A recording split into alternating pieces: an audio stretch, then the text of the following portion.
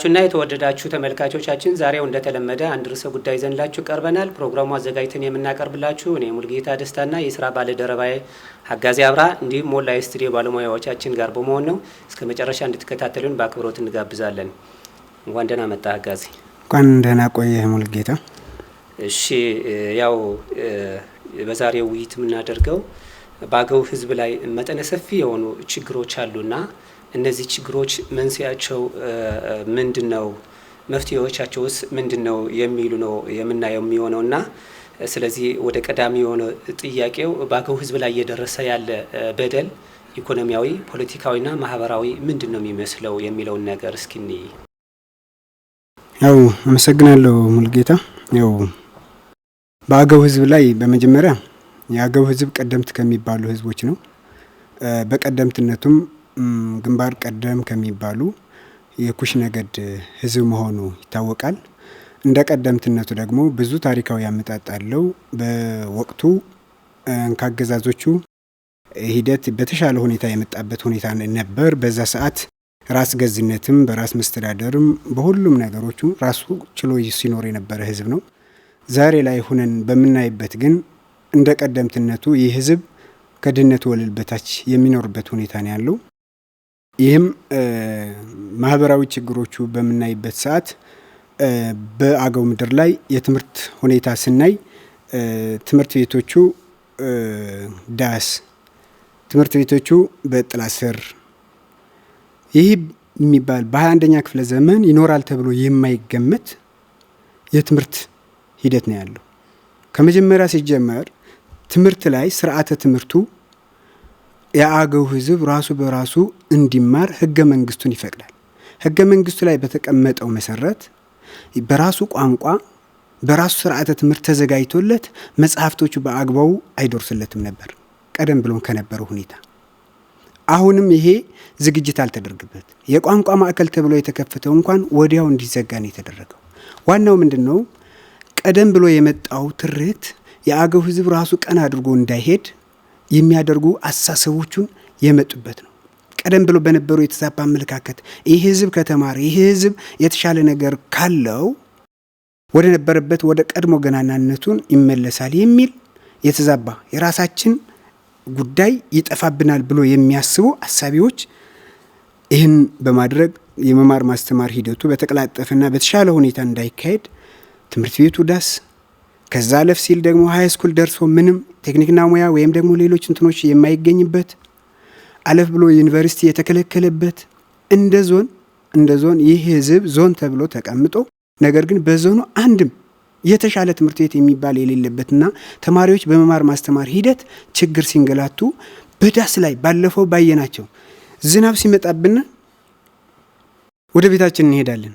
ትምህርት አቋርጦ ወደ ቤቱ የሚሄድ ተማሪ ባለበት፣ መጽሐፍ አጥቶ የማይማር ተማሪ ባለበት፣ እንስሳት ሲያልፍም እንስሳዎቹ እየተመለከተ ሰው ሲያልፍም ሰውን እየተመለከተ ስነልቦናው ወደ አንድ ቀልብ እንዳያደርግ የሚደረግበት ሁኔታ አለ። በዚህ በትምህርቱ አሁን በምናይበት ሰዓት የሚማር ተማሪ የለም ማለት ይቻላል።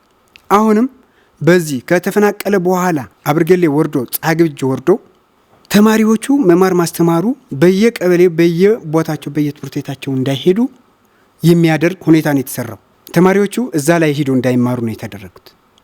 ስናያቸው አንድ ትምህርት ቤት አንድ በወረዳው ማዕከል ነው አስቀምጧቸው ያሉ።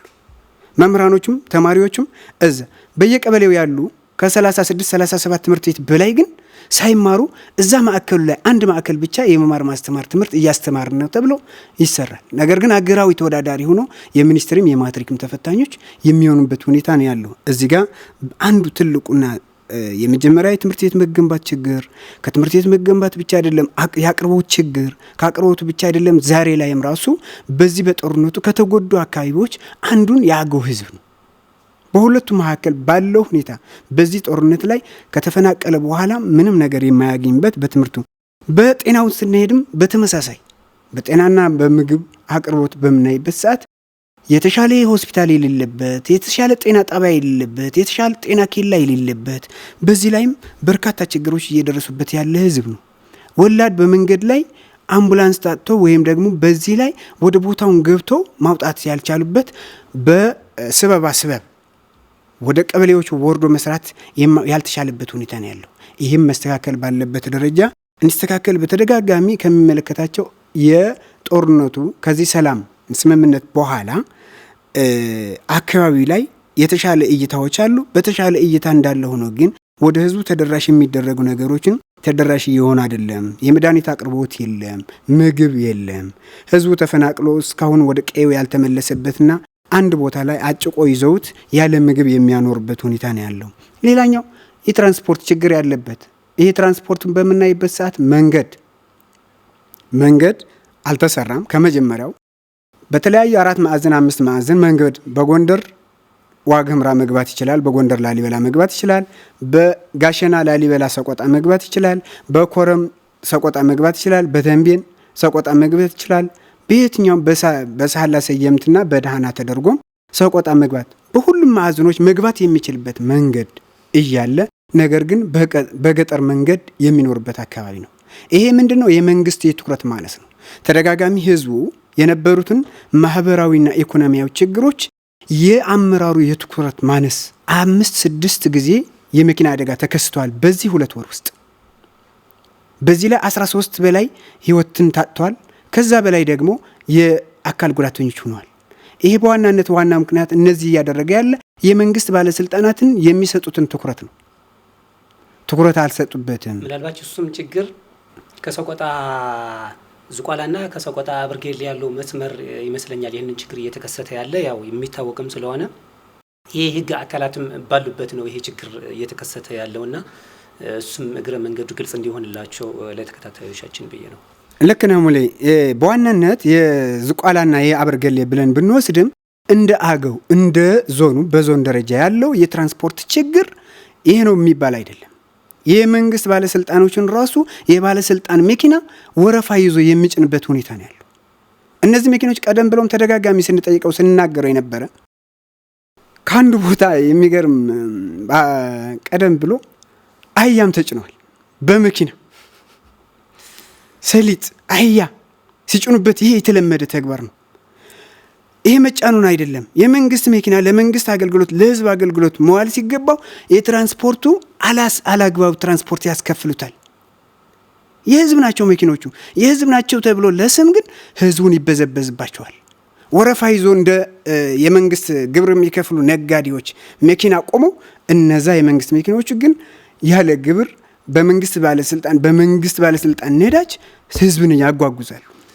አባባል ሹፌሩና ኃላፊው በመስማማት የግል ጥቅማቸው የሚያስከብሩበት ሆነዋል ማለት ነው። ያው ነው እዚህ ጋር ያለው ስምምነት ውስጣዊ ስምምነቱ ባናቀውም መኪኖቹ አገልግሎት እየዋሉ ያሉ እየተሰጠባቸው እየሄደባቸው ያለ ያው ሹፌሩ ብቻውን አይበለም። አብሮ መኪናዋ እኮ የት ሄደች የት ገባች በመውጫ በስምርት የሚንቀሳቀስ መኪና እኮ ነው። እዚህ ጋር እየተደረገ ያለው አሲሚሌሽኑ ያው አብሮ እንደሚጠቀሙ ነው የሚያሳይ። ነገር ግን ይሄን የህዝብ ትራንስፖርት ችግር መፍታት ያልቻለ የዞን ትራንስፖርት መንገድና ትራንስፖርት ነው ያለው። ይሄ ብቻ አይደለም። የሳህላ መንገድ ድልድዩ ከተሰበረ 4 ዓመት አልፎታል።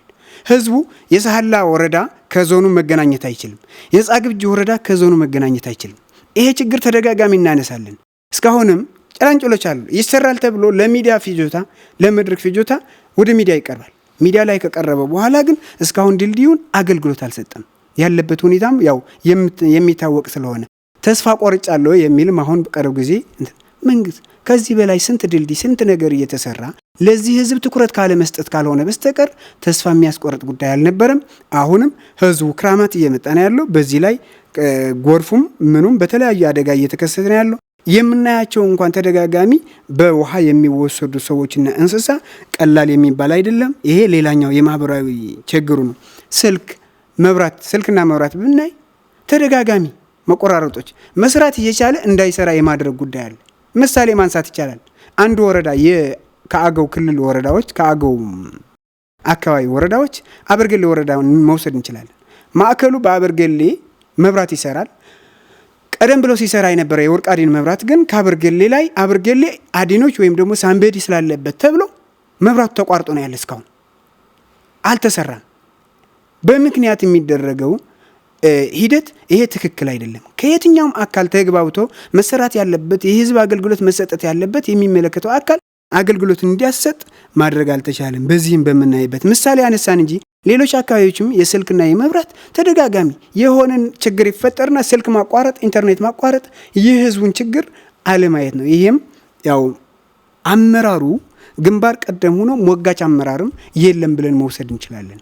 ሞጋች አመራር ተፈጥሮለት ቢሆን ኖሮ ይህን አካባቢ ጉዳዮች በቀላል መፈታት የሚችሉ ነበር። ቀደም ብሎ የመጡ አስተሳሰቦች ናቸው እነዚህ ሁሉ ዋና ምክንያት የሆኑ። በመንስኤው እንኳን የምንመጣበት ቢሆንም ዝርዝሩ ይሄ የተፈጥሮ ሀብቱ ያልተጠቀመ ህዝብ ነው ያለው መውሰድ እንችላለን። እንደ ክልሉ በመቶ ሺዎች ሄክታር በመስኖ ሊለማ የሚችል አመትን ሙሉ የሚፈሱ እንደነ መሻህ ወንዝ፣ እነ ጽላሬ ወንዝ፣ እነ ጻና ወንዝ የመሳሰሉ ስንት ሄክታር አይደለም ለአንዱ ለአገው አካባቢ ለሀገሪቱ የሚችል ሰፊ መሬት እያለ ውሃው በትራንስፎርመር ምክንያት በአንዱ ምክንያት አካባቢውን ትኩረት ሳያደርጉ የተፈጥሮ ሀብቱ እንዲጠቀም ያልተደረገበት ሁኔታ አለ።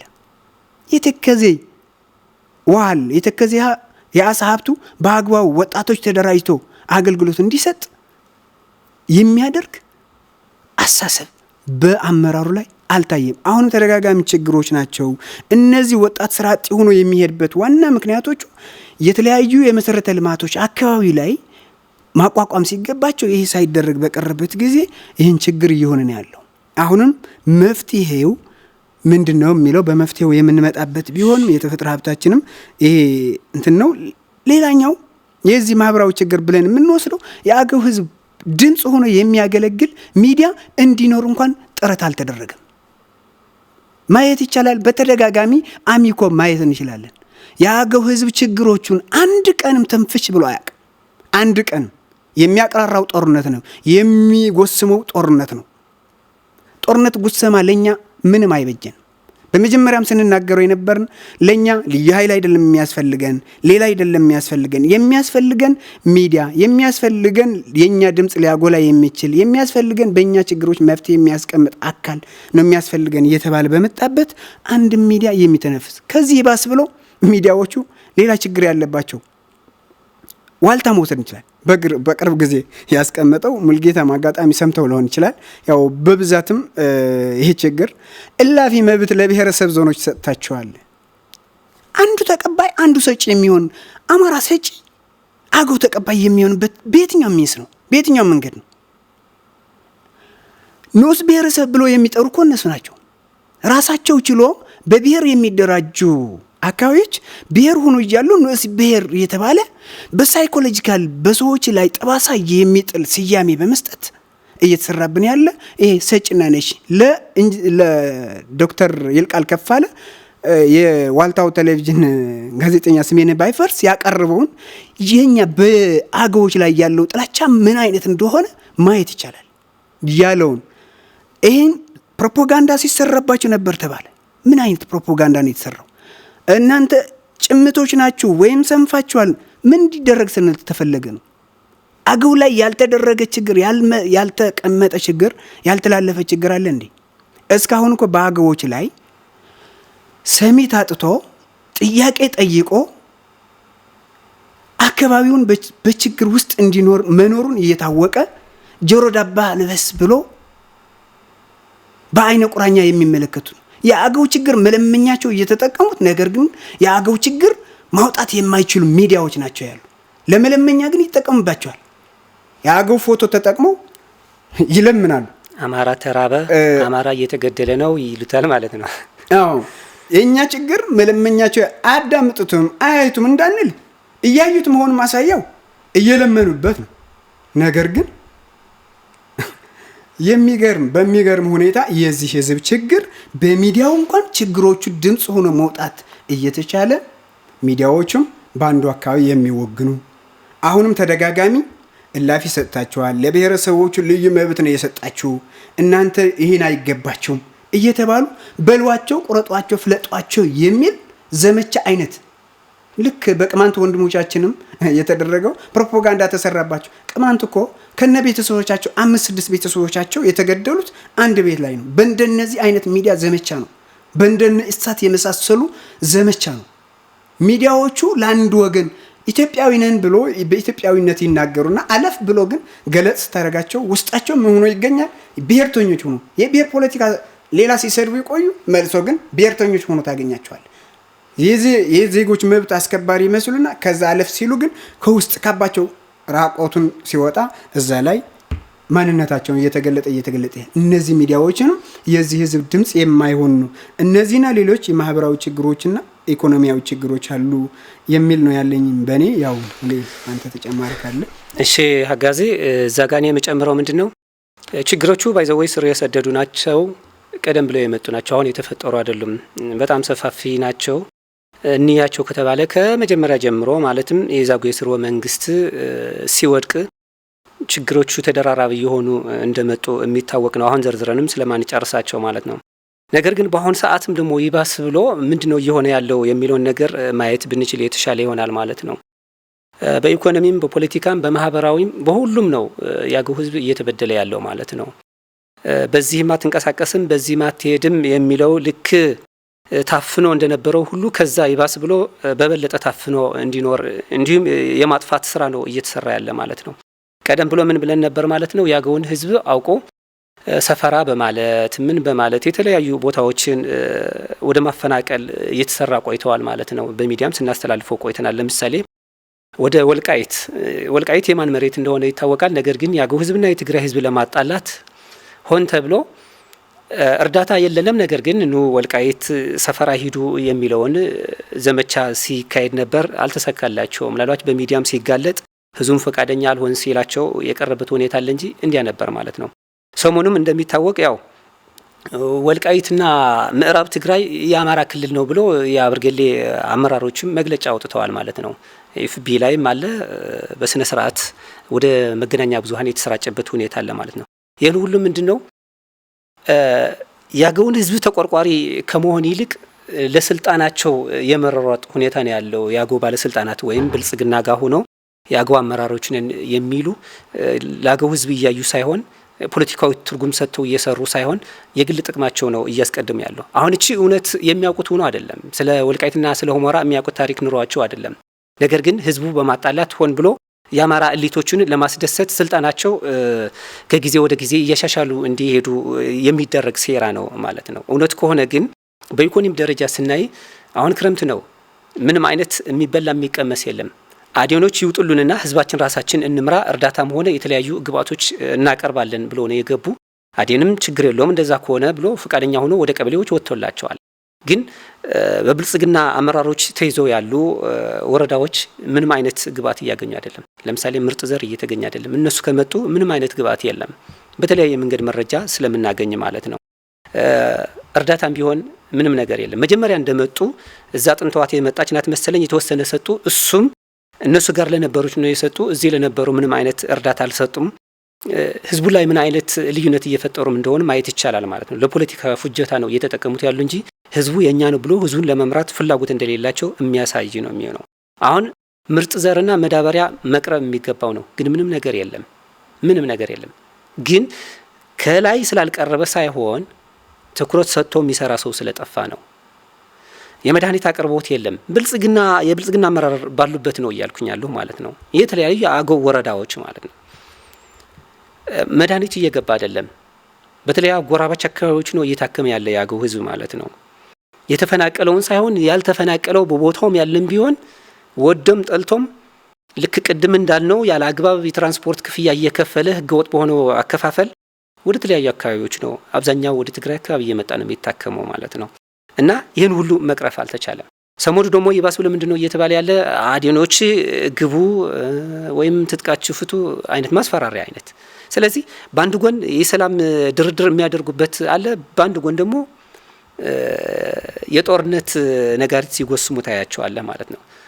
ስለዚህ እነዚህ ሰዎች እውነትስ ያገው ተወላጅ ናቸው፣ እውነትስ ካገው ህዝብ አብራክ የወጡ ናቸው ስትላቸውም ነን የሚሉ አይደሉም። ምክንያቱም የሚሰሩትን ስራ በዛ መለካት ስለምንችል ማለት ነው። ብድርና ቁጠባ አቅርቦት የለም። ስለዚህ አሁን አብርጌሌ ላይ ጻግብጂ ላይ ምን የሚከለክላቸው ነገር አለ? ባይዘወይ ጻግብጂ አብርጌሌ እያልን ቢርብጣ እያልን ብዙ ጊዜ እናወራለን። ሌሎች አካባቢዎች ይህን ችግር እንዳለ ግልጽ ነው። ነገር ግን በቂ የሆነ መረጃ ሳንይዝ መናገሩ ስለማያስፈልግ ነው እንጂ በተመሳሳይ ልክ አብርጌሌ ላይ ጻግብጅ ላይ እየደረሰ ያለ ችግር ዝቋላ ላይ፣ ሳህላ ላይ፣ ጋዝጊብላ ላይ፣ ሌሎች ተመሳሳይ ወረዳዎች ላይ ይህንን ችግር እንዳለ ማንም የሚክደው አይደለም። ምክንያቱም እነሱ አገው ናቸዋ። ምንም የተለየ ነገር አይደለም። በፖለቲካ አይን ስታየው ልክ ቅድም እንዳልኩት የማይመለከተው ቦታ ይሄ የገሌ ነው ፈራጅ መሆን አለ። ፕላስ በሰላም ስምምነት በሽምግልና መልክም ይሁን በድርድርም ሰላም እንሆናለን እየተባለ ውይይት ተደርጎበት ወደ ጥሩ መንገድ መሄድ ተጀምሮ የነበረ እሱን የማደናቀፍ ስራ መልሶ እየተጀመረ ነው በራሱ በብልጽግና አመራሮች ማለት ነው። በተለይ አብርጌሌ ወረዳ ላይ ማለት ነው። ይህን ሁሉ ምንድነው በቃ ሰላም አለመፈለግ ነው። ስለዚህ እንዳጠቃላይ ህዝቡ በማህበራዊ፣ በኢኮኖሚ፣ በፖለቲካዊ እየተጎዳ ነው ያለው። የማህበራዊ አገልግሎቶች ቅድም እንዳልከው ምንም አይነት አገልግሎት የለም። አሁን አንድ ሰው ከአብርጌሌ ተነስቶ ሰቆጣ ለመሄድ አይችልም። ምንም አይነት የትራንስፖርት ፍሰት ስለሌለ ማለት ግቡ ተብሎ አስገቧቸው የአዴን አመራሮች እና በአሁን ሰዓት ምን የሚከለክላቸው ነገር አለ ብትል ምላሽ የለም። ለህዝቡ ካለማሰብ ሆን ብሎ ህዝቡ ተማሮ ህዝቡ ተቸግሮ በቃ ተስፋ ቆርጦ ማንነቱን እንዲጠላ የሚደረግ ስራ ነው የሚመስለኝ። ምግብ ማታቀርብለት ከሆነ የመሰረተ ልማት ማታቀርብለት ከሆነ ምን እንበለው? እንዳጠቃላይ እነዚህ መሰረተ ልማቶች እኮ ምንም አይነት መሰረተ ልማት የለም። የነበሩም በጦርነቱ ምክንያት የወደሙበት ሁኔታ ስላለ እነዚህ አሁን መልሶ የመገንባት ስራ ምንም አይታሰብም። ምንም አይታሰብም። መማር ማስተማር አሁን እየተጀመረ ይባላል። ነገር ግን በምንድን ነው የሚማሩ ነው? ፀሐይ ላይ ዳስ ላይ ነው እየተማሩ ያሉ ማለት ነው። የጀመሩትንም እነሱም ሳቅ አካባቢና በአብርጌሌ ስናይ ማርነት አካባቢ ነው። ማርነትን በአግባቡ እየተማሩ እንዳልሆነ መረጃው አለን። የሁሉም ወረዳዎች የሁሉም ቀበሌዎች በአብርጌሌ ወረዳውን ስታይ የሁሉም ወረዳዎች አብርጌሌ ላይ እንዲቀመጡ ተደረጉና ከተማ ላይ ማርነት ላይ ግማሹ ቲቶሪያል እንዲያስተምሩ፣ ግማሹ መደበኛው እንዲያስተምሩ። ግን እኮ በየትኛው ክላስ በየትኛው ጥቁር ሰሌዳ ላይ እንደሚማሩ እንጃ በጣም የሚገርም ነው ማለት ነው። እንደዛም ብሎ የሚማር ተማሪ እንደሌለ ነው። ምክንያቱም ምንም አይነት የተዘጋጀ የቅድመ ሁኔታ የተመቻቸ ነገር የለም እና ዝም ብሎ ለይምሰል ነው። በአንጻር ደግሞ ወደ ነው ይርቃዲውን ስትሄድ እዛ ወደ ነሲ ቃላ ስትሄድ ተጀምረዋል አልተጀመረውን የሚታወቅ ነገር ስለሆነ ስለዚህ እንዳጠቃላይ የአገውን ህዝብ ለማጥፋት እየተሰራ ያለ ስራ ራሱ የአገው አመራር ሆነው ከአገው አብራክ ተወልደው የአማራነት ስሜት ይዘው የሚነዱና ለስልጣናቸው ብቻ እየሮጡ የሚኖሩ ነው በአብዛኛው እየጎዱት ያሉ ማለት ነው። አሁን ወደ አዊ ላይ ስንሄድ በዚህ 2 ሳምንት ሲደረግ የነበረው ያው ታውቀዋለህ ማለት ነው። የማፈናቀል መብታቸው ስለጠየቁ ብቻ የማፈናቀል መሬት የመዝረፍ ነበር ማለት ነው።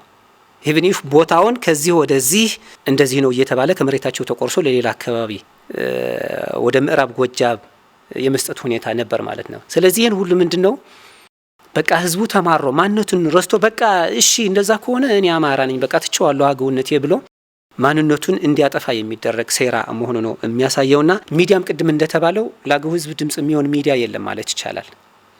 እዚህ አልፎ አልፎ የምንጠቀማትን ሚዲያ አንዳንድ ጊዜ የምናንጸባርቅበት አለ።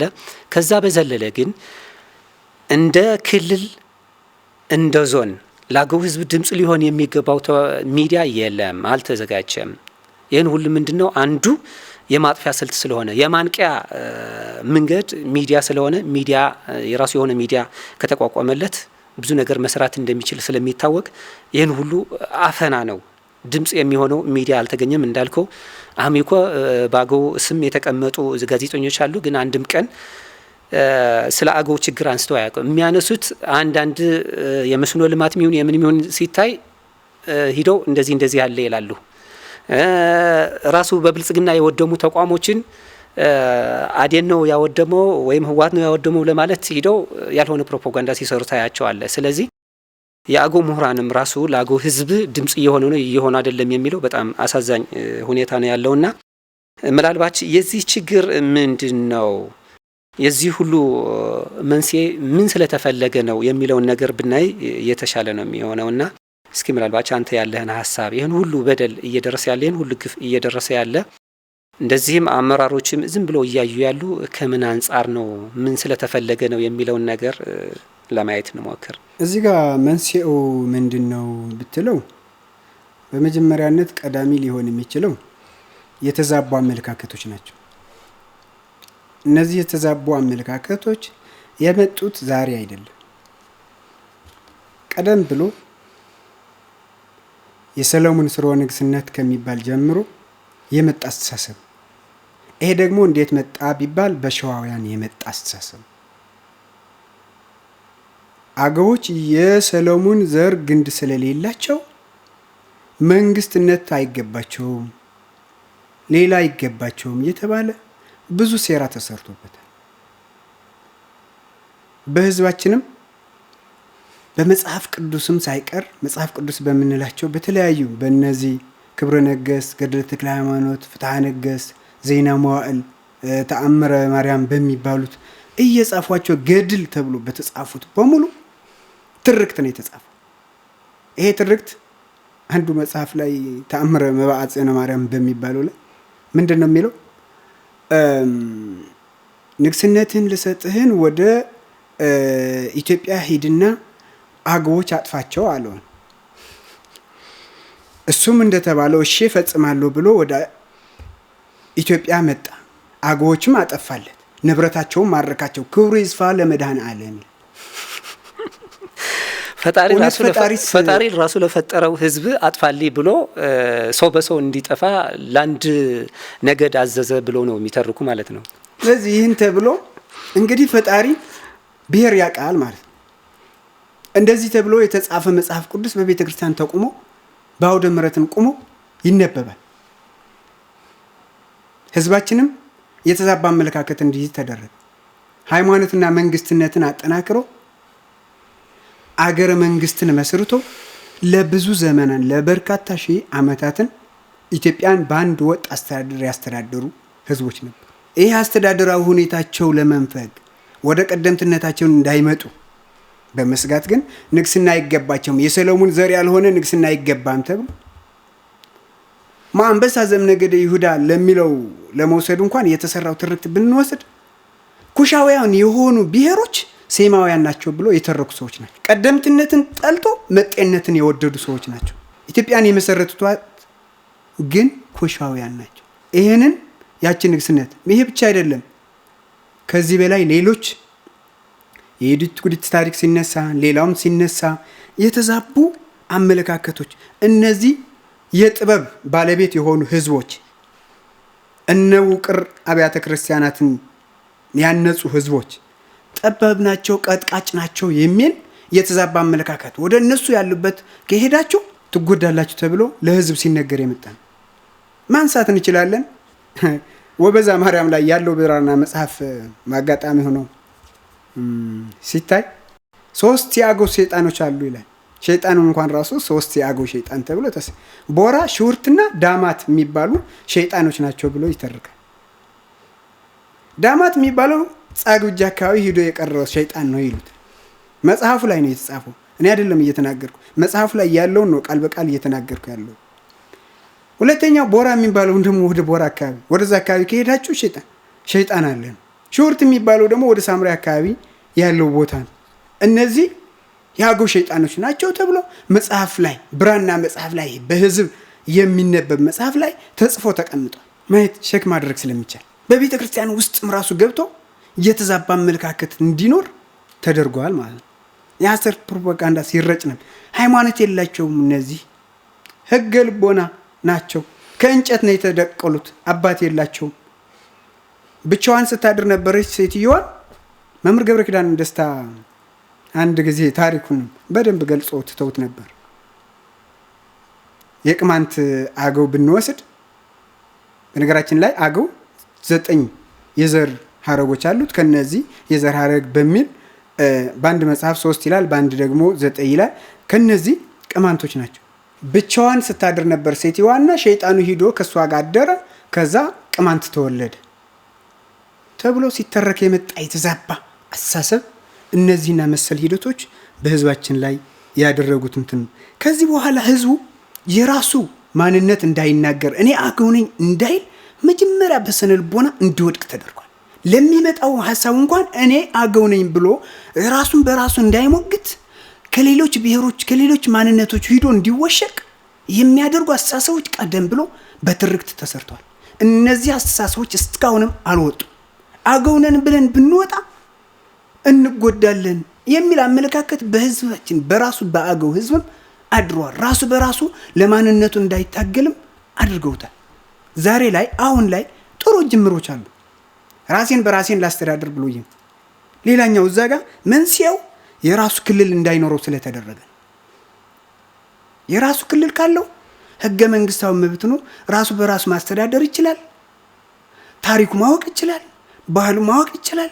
ማስተዋወቅ ይችላል። ክልልነቱ እንኳን የክልልነት ጥያቄ ሲጠይቅ ሌላ ስም ይሰጠዋል። ጠንካራ ጥያቄ በመጠየቁ የህወሓት ተልዕኮ አለው፣ የጁንታ ዘር ነው፣ ወይም ደግሞ የሳምቤዲ አዴን ነው፣ ሸንጎ ነው። ምንም እረብ የሌለው ሞግቶ ለአገው ክልል አያስፈልገውም የሚል ሙግት ካላቸው ማቅረብ ይችላሉ። አገው ክልል የመሆን ህገ መንግስታዊ መብት የለውም ካሉ ያ ግን ማድረግ ስለማይችሉ ለክልልነት የሚዳግተው ነገር ስለሌለው የአገው የክልልነት ጥያቄ መልስ ሲያገኝ ራቆታቸው ስለሚወጡ የአገው ማንነት ከተገለጠ የሌላ ማንነት ግልጥልጥ ብሎ ይወጣና ራቆቱ ይቀራል። የአገው ታሪካዊ ቦታዎች የአገው በባለቤትነት የሰራቸው ቅርሶች የአማራ ታሪክ ተብሎ እስከ ዩኔስኮ እስከ ሌላ በነገራችን ላይ እኛ ስንናገር መብታችን ነው እየጠየቅን ያለነው። የአማራ ህዝብ ወዳጃችን እንጂ ጠላታችን አይደለም። አብሮ የሚኖር ህዝብ ነው። እየጠየቅን ያለነው አንዱን ካንዱን ቀምተን ሳይሆን ህገ መንግስታዊ መብታችን ነው እየጠየቅን ያለነው። ህዝቡም እየጠየቀው ያለው ህገ መንግስታዊ መብቱ ለሚጠይቅ ህዝብ ይህ አይደለም ተብሎ ይከላከላል። መብት መጠየቅ ነውር ተደረገ? የህዝቡ ቁጥር ነው ያነሰው ለክልልነት ወይስ የቆዳ ስፋቱ ነው ያነሰው? ባህል ቋንቋ የለውም? ይሄንን እንኳን ራሱ አመራሮቹ ደፍሮ መናገር አይችሉም። ሞጋች የሆነ አመራር በአገው ምድር ላይ እስካሁን የለም ማለት ይቻላል። እሺ፣ ስለዚህ ይሄ የችግሩ መንስኤና ባለቤት ማን ነው ብንል እንደኔ ሁለት ላይ ከፍዬ ማየት ይችላሉ። አንደኛው የአማራ ኤሊቶች ናቸው። ሁለተኛው ደግሞ የአገው ተወላጆች ሆነው በአማራነት ስሜት የሚነዱና ለስልጣናቸው የሚያድሩ ናቸው ብዬ አስባለሁ ማለት ነው። የአማራ ኤሊቶች ስናይ ይህንን የሚያደርጉት ያው አንተም ጠቃቅሰዋል። የአገውን ታሪክ ይዘው ስለሆነ እየኮሩ የሚኖሩ የአገው ህዝብ ለብቻው ከተነጠለ ራሱን ችሎ በራሱ መተዳደር ከጀመረ የአገውን ታሪክ አያገኙትም። በስሙ ስለሚጠራ በስሙ ስለሚመዘገብ ማለት ነው።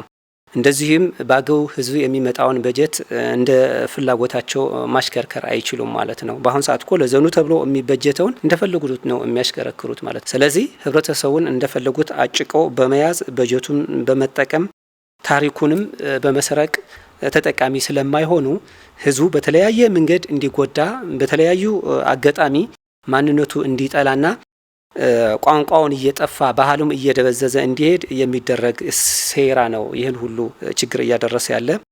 በሁለተኛ ስናየው ደግሞ እንዳልኩት ያው የአገው ተወላጅ ሆነው ከአገው አብራክ ወጥተው በአማራነት ስሜት የሚነዱና በተጨማሪም ለስልጣናቸው የሚያድሩ ናቸው ማለት ነው። አሁንም ትልቁ ችግሩ የአገው ተወላጅ ሆነው ለአገው ህዝብ ተቆርቋሪ የማይሆኑ ወይም ያልሆኑ አመራሮች ናቸው እየጎዱት ያሉ። በእርግጥም በሀገር መከላከያ ሰራዊትም በለው በዞን አመራርነትም በለው በክልል አመራርነትም በለው በርካታ የአገው ተወላጆች ሆነው በአመራርነት ስልጣን ላይ የተቀመጡ አሉ። ነገር ግን እነዚህ ውስጣቸው አናቅም፣ በተግባር ግን ለአገው ህዝብ አንዳችም ቀን አፋቸው ከፍተው ሲናገሩ ሰምተናቸው አናቅም።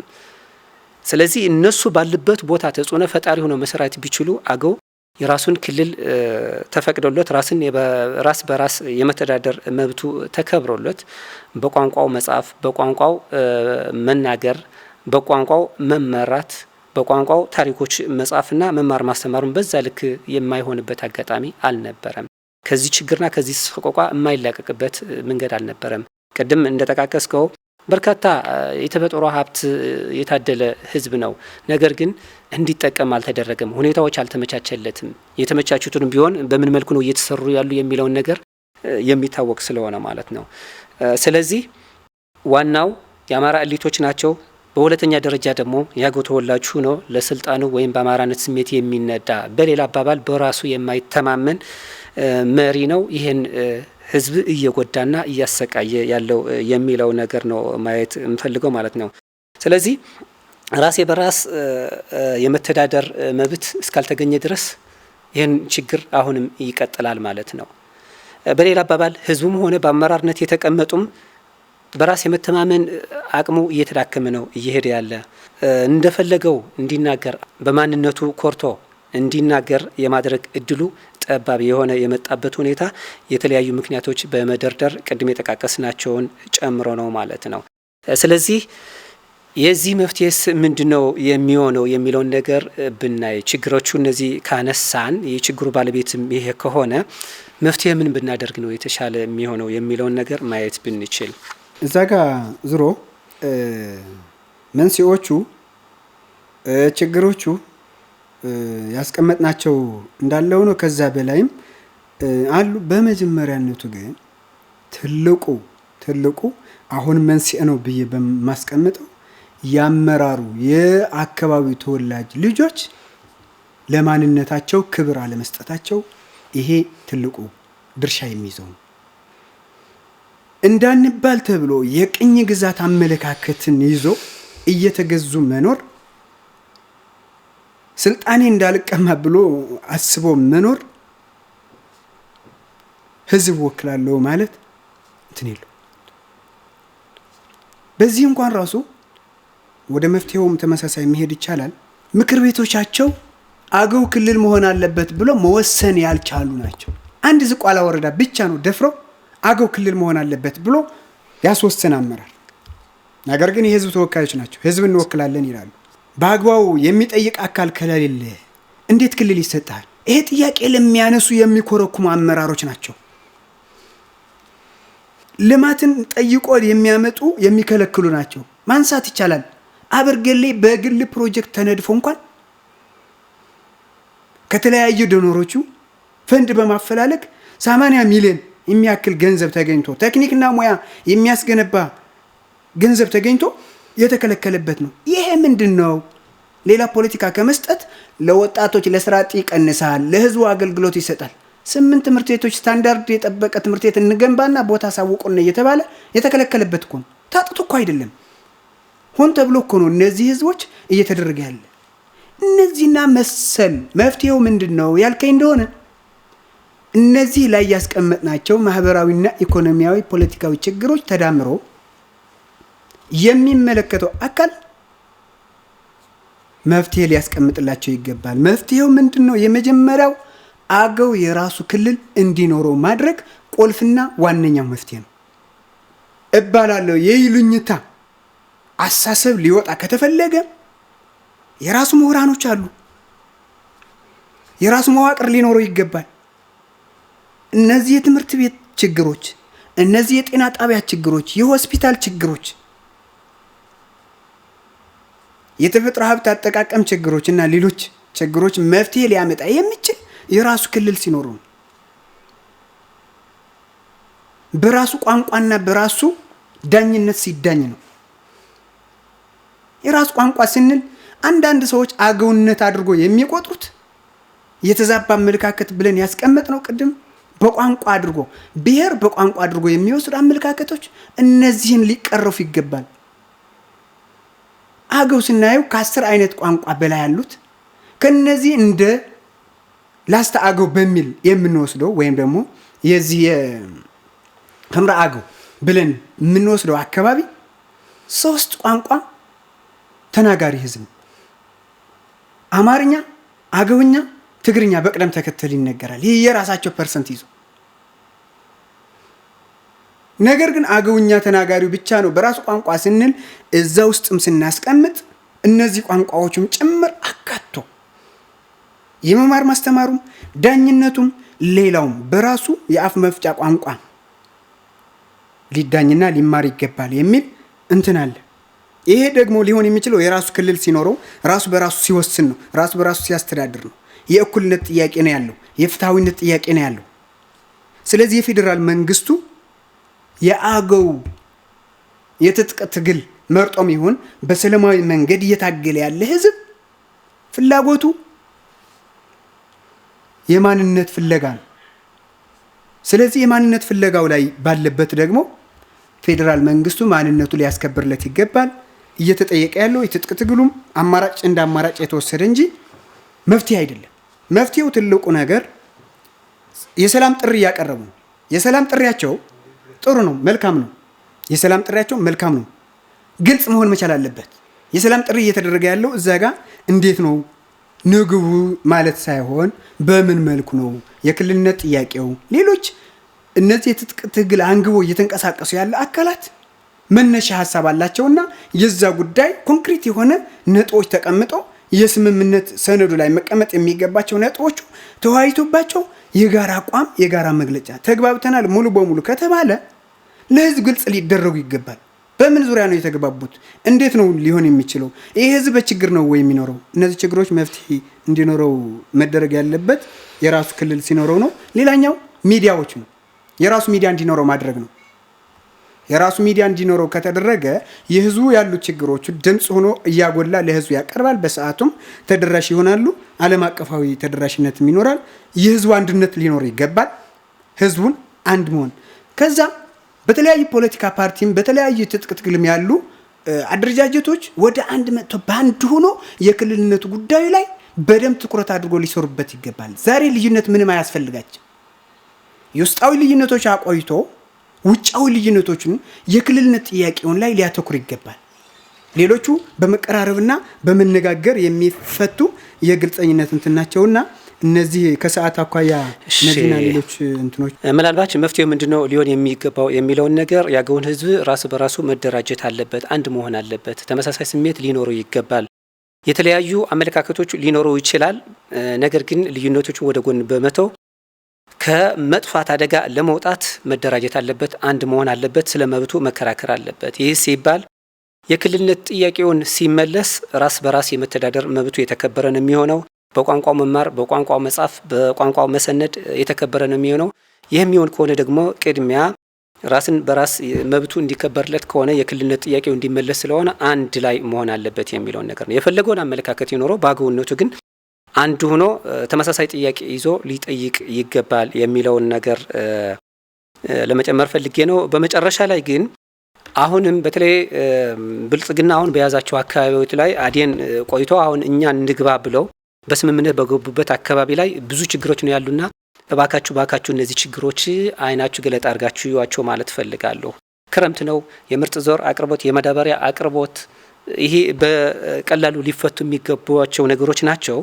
ስለዚህ እነዚህ አቅርቦቶች ሊያቀርብላቸው ይገባል የሚል ሀሳብ ነው መሰንዘር የምፈልገው ማለት ነው። የሕክምና አገልግሎት የለም። የመማር ማስተማርም እንደዚህ ዝም ብሎ በተበላሸ ሁኔታ ነው እየተካሄደ ያለ። መልኩን ይዞ መሄድ አለበት የሚለውን ነገር ነው መልእክት ማስተላለፍ የምፈልገው። በተጨማሪም ፕሮስፐሪቲ ፓርቲ ያወጣውን መግለጫ ወልቃይት ወይም ምዕራብ ትግራይ የአማራ ነው ምናምን የሚለውን ነገር ይሄ ይቅርታ መጠየቅ አለበት ብዬ አስባለሁ። እኛ ወደ ጦርነት ባይቆሰቁሱን ወይም ወደ ጦርነት የሚያመራ ንግግር ባይናገሩን የተሻለ ነው የሚሆነው። በአንድ ጎን ሰላም እየተባለ በአንድ ጎን ደግሞ የጦርነት አውድማ ለማድረግ የሚጣረውን ጥረት ትክክል ስላልሆነ ይቅርታ መጠየቅ አለባቸው። ከእንደዚህ አይነት አካሄድ መታረም አለባቸው የሚል ሀሳብ ነው ያለኝ። ያው ምናልባት ከሰዓታችን አኳያ ለጊዜው በዚህ ቀን ብዬ አስባለሁ። የተከበራችሁ ተመልካቾቻችን የዛሬ ፕሮግራማችን እዚህ ላይ ያጠናቀናል። በሌላ ጊዜ በሌላ ፕሮግራም እስክንገናኝ ድረስ ቸር ሰንብቱ።